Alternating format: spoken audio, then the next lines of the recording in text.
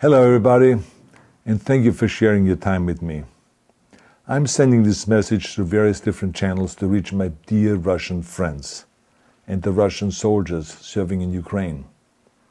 I'm speaking to you today because there are things that are going on in the world that are being kept from you, terrible things that you should know about. But before I talk about the harsh realities, let me just tell you about the Russian who became my hero.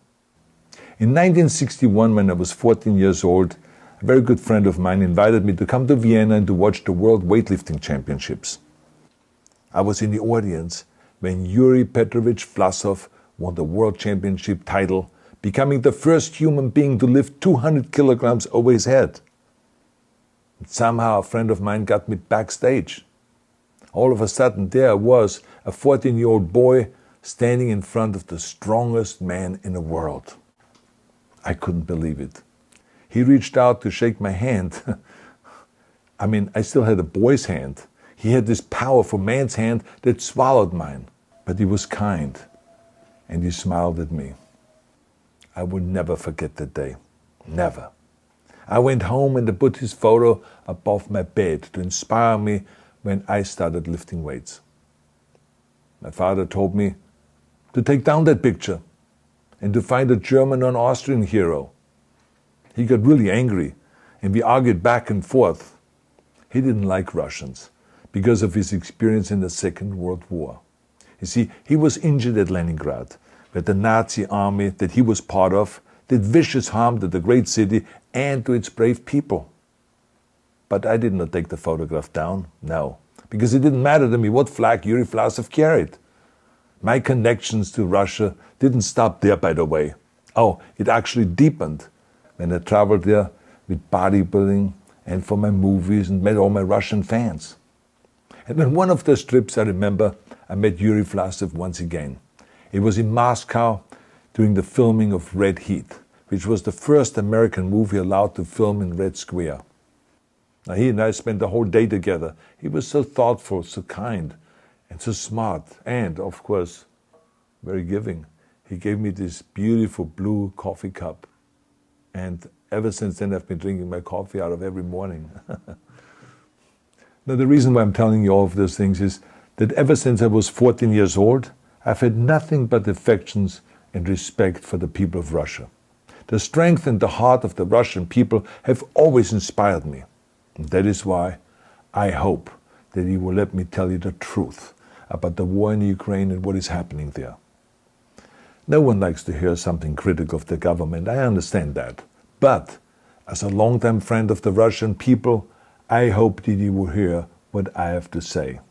And may I remind you that I speak with the same heartfelt concern as I spoke to the American people when there was an attempted insurrection on January 6th last year, when a wild crowd was storming the US Capitol, trying to overthrow our government.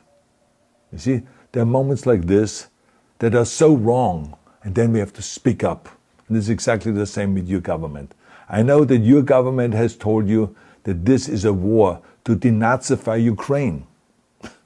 Denazify Ukraine? This is not true. Ukraine is a country with a Jewish president, I might add, whose father's 3 brothers were all murdered by the Nazis.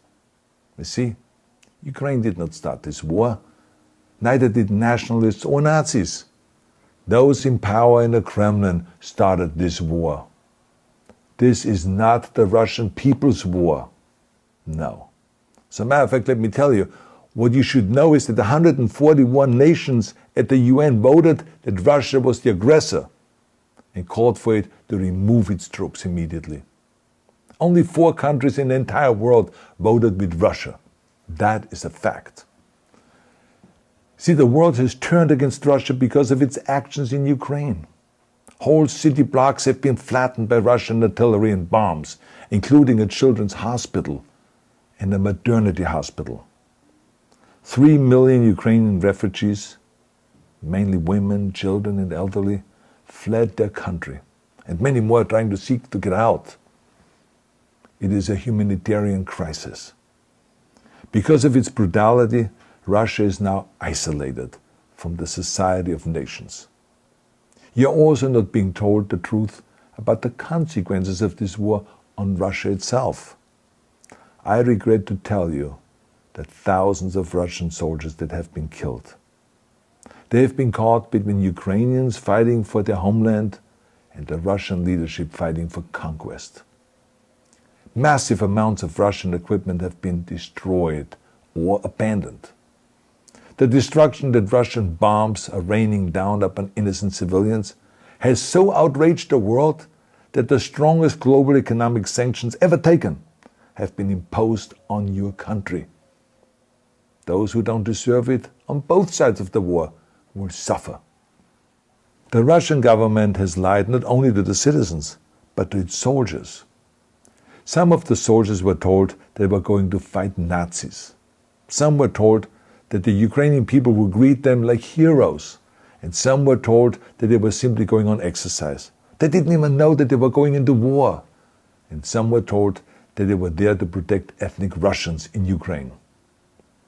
None of this is true. The fact is that Russian soldiers have faced fierce resistance from the Ukrainians who want to protect their families and their country. When I see babies being pulled out of ruins, I think that I'm watching a documentary about the horrors of the Second World War, not the news of the day. Now let me tell you, when my father arrived in Leningrad, he was all pumped up on the lies of his government. And when he left Leningrad, he was broken, physically and mentally. He lived the rest of his life in pain. Pain from a broken back, pain from the shrapnel that always reminded him of these terrible years, and pain from the guilt that he felt. To the Russian soldiers listening to this broadcast, you already know much of the truth that I've been speaking. You've seen it with your own eyes. I don't want you to be broken like my father. This is not the war to defend Russia that your grandfathers or your great-grandfathers fought. This is an illegal war. Your lives, your limbs, your futures are being sacrificed for a senseless war condemned by the entire world. Now, to those in power in the Kremlin, let me just ask you, why would you sacrifice those young men for your own ambitions? To the soldiers who are listening to this, remember that 11 million Russians have family connections to Ukraine.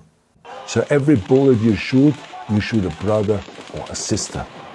Every bomb or every shell that falls is falling not on an enemy, but on a school, or a hospital, or a home. I know that the Russian people are not aware of such things are happening. So I urge the Russian people and the Russian soldiers in Ukraine to understand the propaganda and the disinformation that you are being told. I ask you to help me spread the truth. Let your fellow Russians know the human catastrophe that is happening in Ukraine. And to President Putin I say, you started this war. You are leading this war. You can stop this war. Now, let me close with a message to all of the Russians who have been protesting on the streets against the invasion of Ukraine. The world has seen your bravery. We know that you have suffered the consequences of your courage. You have been arrested, you have been jailed, and you have been beaten. You are my new heroes. You have the strength of Yuri Petrovich Vlasov. You have the true heart of Russia. My dear Russian friends, may God bless you all.